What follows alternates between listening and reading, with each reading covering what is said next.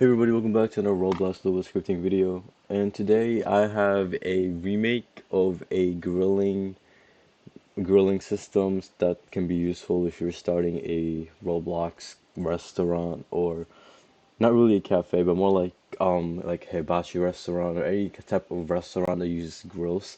This is a super simple, like basic one, just to get you to the gist of how it would work. I made it so you can configure it so you can add more food potentially. It is a two animation part system that I made. So basically, there is a initial animation, then a second animation. Like I'll just show you. But so once you get the model, put the grill food and ingredient station folder in the workspace. Actually, you don't need this one. So just the grills and ingredient station folder in workspace. For replicated storage would be the events, grill food, and hibachi. Server service would be grill server with the module right there. And the grilling GUI and the seasoning UI in stars UI. So let me just give a quick demonstration and how the whole thing works once it's completed and running. Um,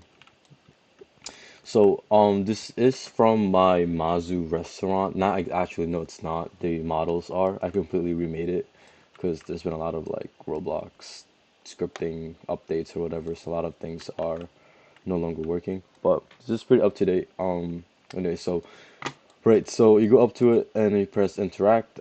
Keep in mind that if you want the second you go into it, your player gets teleported and get locked in place, and no other users around you are able to use that specific row until you exit out or you complete the whole thing. And if they try to use it, it will glow, the white highlight will go red. So let's try to make, say, I only put three options here. I'll show you how to add more after the whole thing is, after I explain the whole thing. But say I want to do fried rice. So a beam will pop up to the nearest, and it will direct you to the nearest station. So let's say if I was like, if I use the grill right here, it would make a beam to that station. So when you have a whole restaurant, you can put the stations everywhere, and it will just automatically direct it to the closest station. So so go here, and automatically it will have a prompt just to interact and stuff, and you just hold the E, then you get a little tray animation over here, and then you walk back to your station, and then the little red little highlight thing. So that's the first animation right there. You see how I did the little like bottle, put the thing, whatever. So I'm not really an animator, so I just made best what I could do. But that's the part you can like you animators out there, you can adjust that to make it look cool or whatever. Then a prop model will pop up. In this case, the fried rice. That's fried rice being cooked in the grill. So my little twist to this is I haven't really seen. I don't really play restaurants, but my little twist to this is the seasoning system. So basically, bay leaves. It'll randomly choose like what you need to get. So bay leaves. So right. So you can spin, and it'll play a little sound. So I'll try to look for bay leaves. I think there's four. Yep. So right here. So if you choose the wrong one, it'll appear red. Right. It'll appear red. But if I choose the right one, that's so green. It'll disappear, and then I'll just play the second animation, and then I'll give you the food, and that's it, and the whole grill resets. Um, yeah, so this is a very rushed work just to get it out there. Obviously the transitioning of the UI, you can make it better for yourself. It's just a resource for you guys, scripters out there to know how it works. You can configure this, mess around with this model however you like. So let's try it again. Let's do miso soup again. Same concept. Tray, come here, and then do the first animation. It's just that black pepper is right here, and black pepper. We'll find this. Here we go. There we go. And like that. So one of my actually suggestions is there's two things I didn't really get to do, but I'm gonna get out the way. I did a little checklist here actually. Um, so I put a little note here. I didn't add a function to handle player resetting slash leaving while using a grill. Um, I put a note there what to do. Basically, what you gotta do if you know any basic type of if you know the basics of scripting is you just create a function for so in the event a player resets, just on the when the player dies, you just call you fire an event or whatever. Or you can even handle it in this here. You can handle it in this script. When a player dies, you call the reset function, which is right here, which and reset all the booleans of that specific girl the player was using before they died, back to true, so other players can use it again. So it won't automatically just lock the whole grill out, and clear existing prop models on the grill. And exact same thing applies for when the person leaves the game while using a grill. On the player leave event, you just call the reset function, and same concept.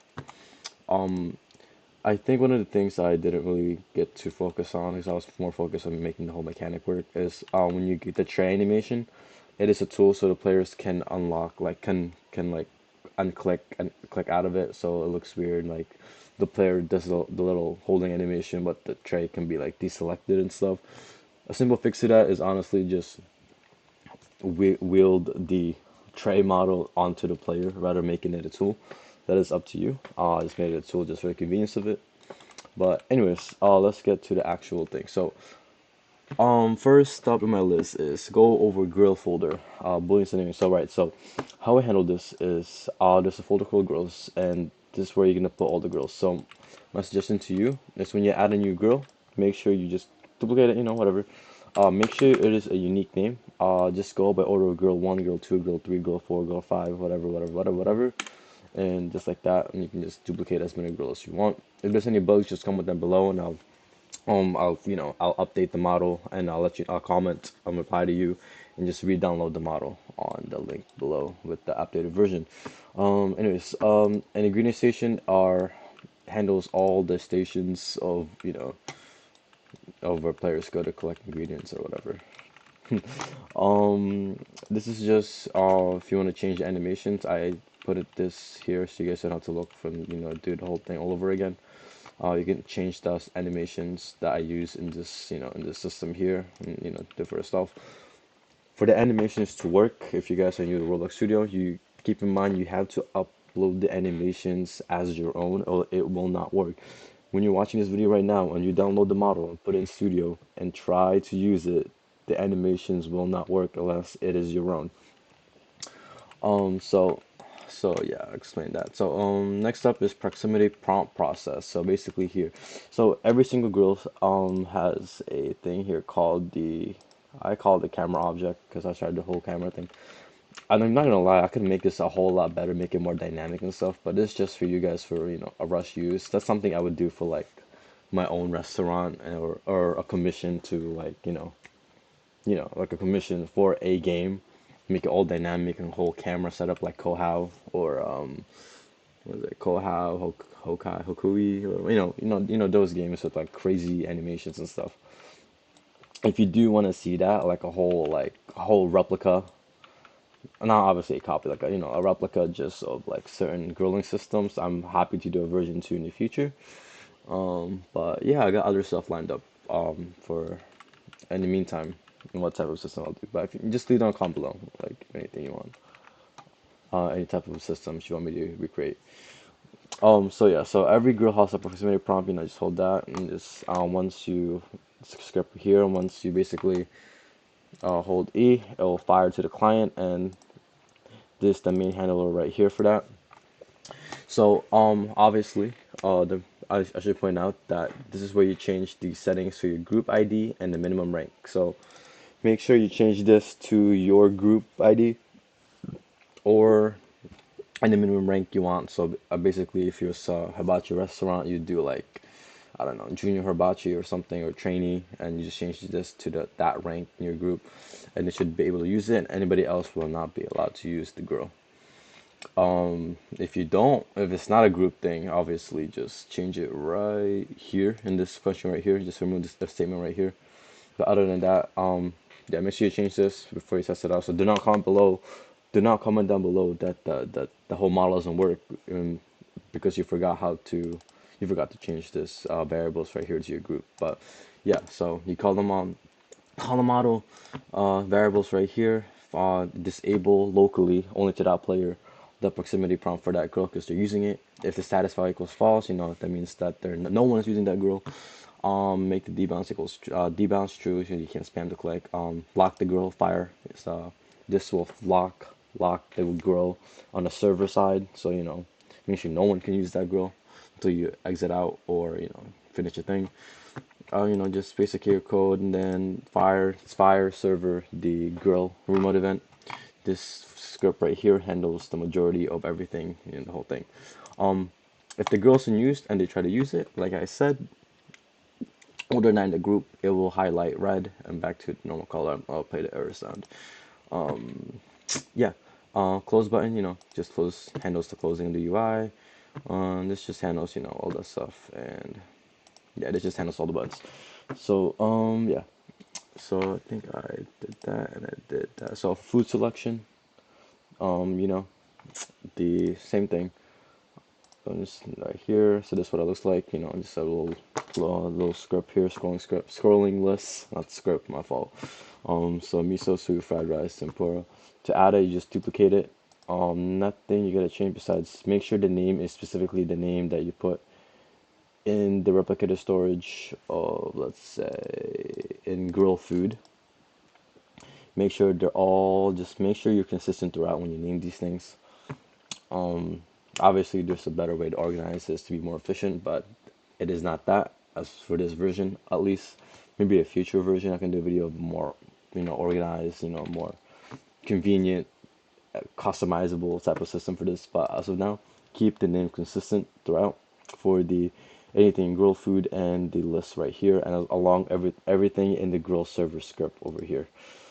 But that's yeah. So let's hide that out the way.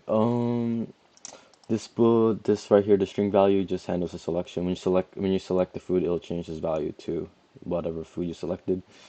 But that's basically that right there.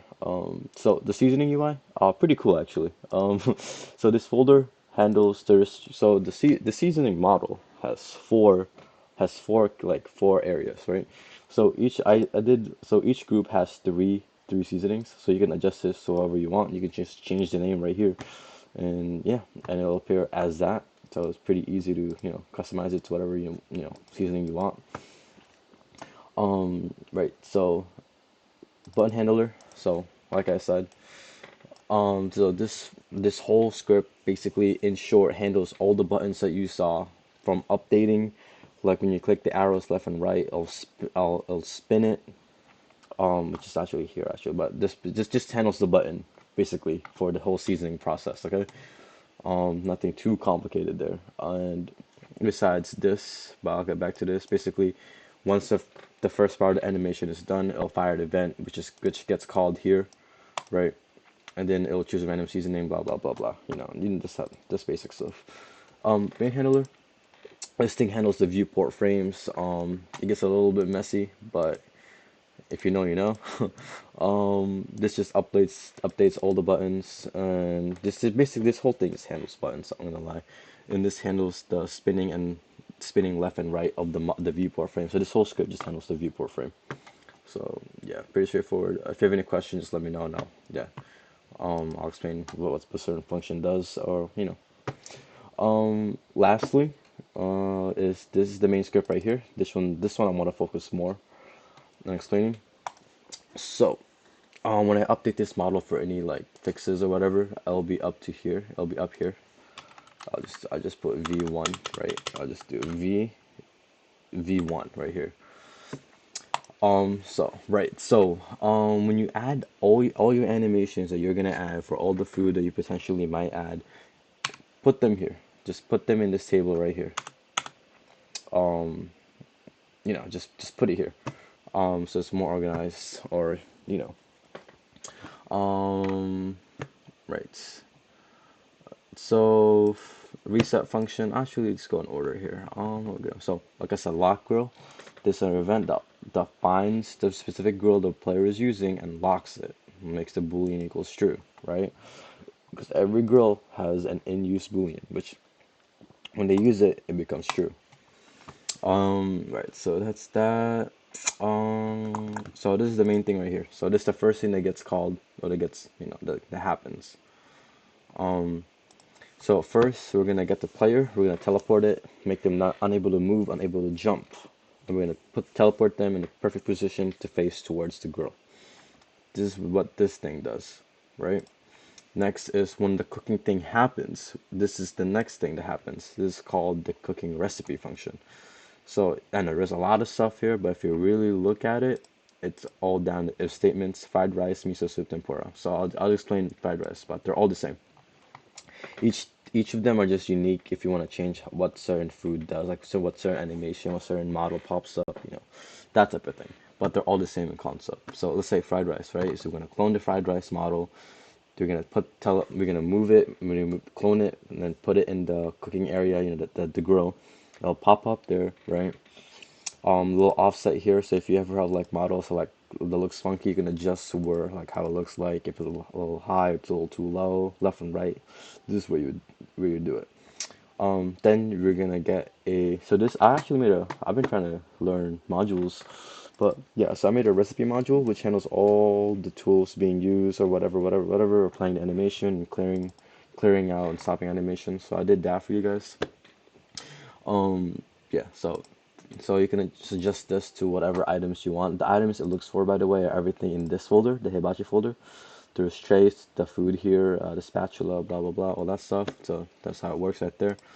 So yeah, so right here it requires it and just calls that module right there. Same thing here. It calls the play animation from the module, which requires two parameters. You send a character, you send the animation, which just right here, and then the cook animation.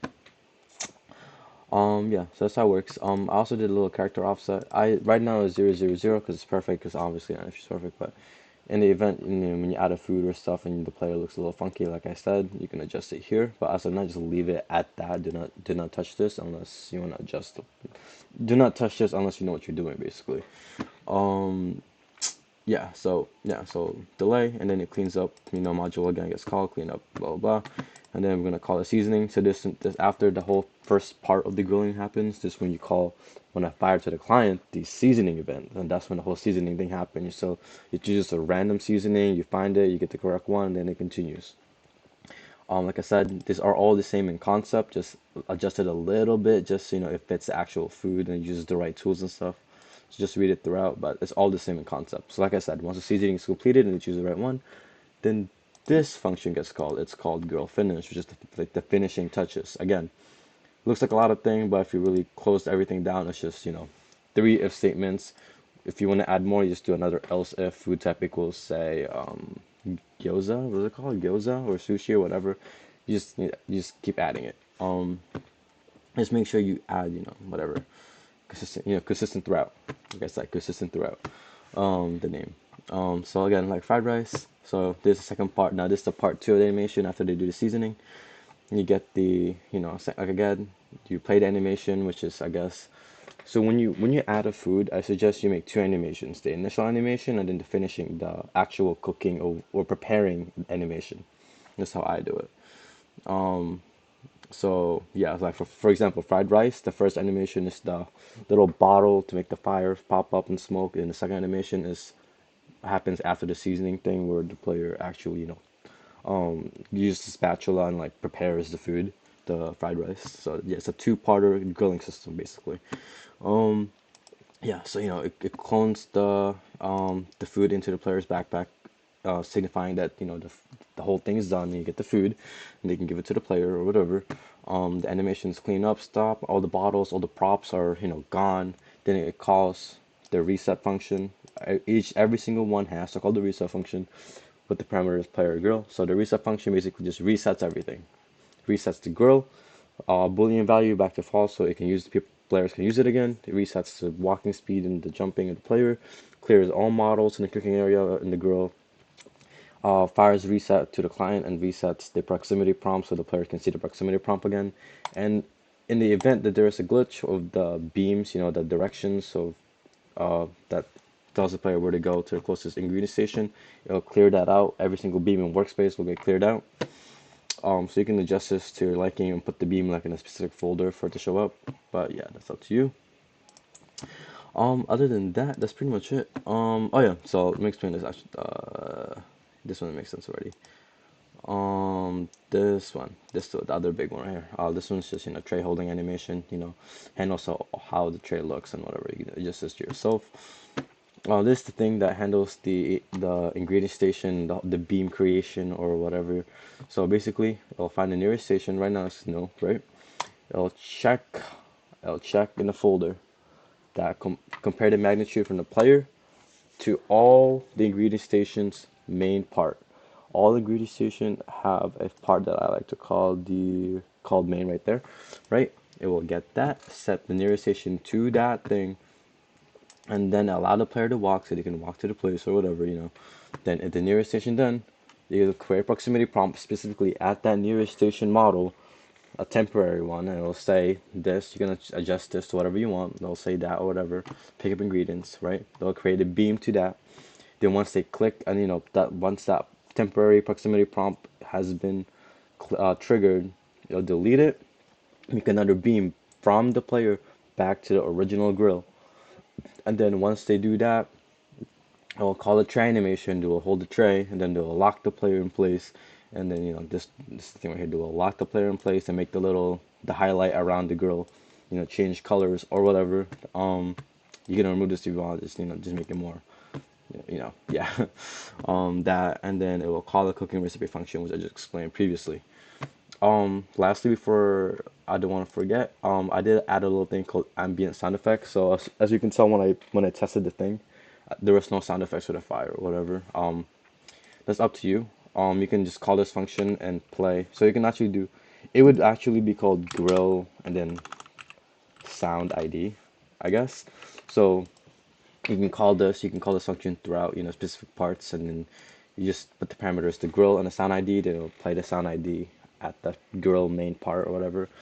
Um, yeah, so I'll just do that. And yeah, so that's done. I explained that, I explained that, I explained that. I explained how to add more. Yep, yep. If the player resets. Yeah, I think that's it. That's pretty much the gist of the Hibachi grill system.